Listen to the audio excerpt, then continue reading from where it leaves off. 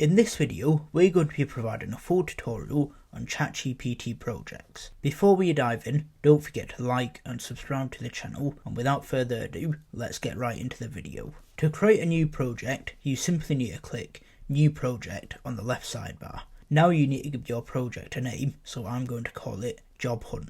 From here, we have the option to upload a variety of different files, so I'm going to upload a CV. Any chat that you start within a project, ChatGPT is able to access the files uploaded to that project for information. For example, I'm going to type, based on my CV, please can you write a professional cover letter.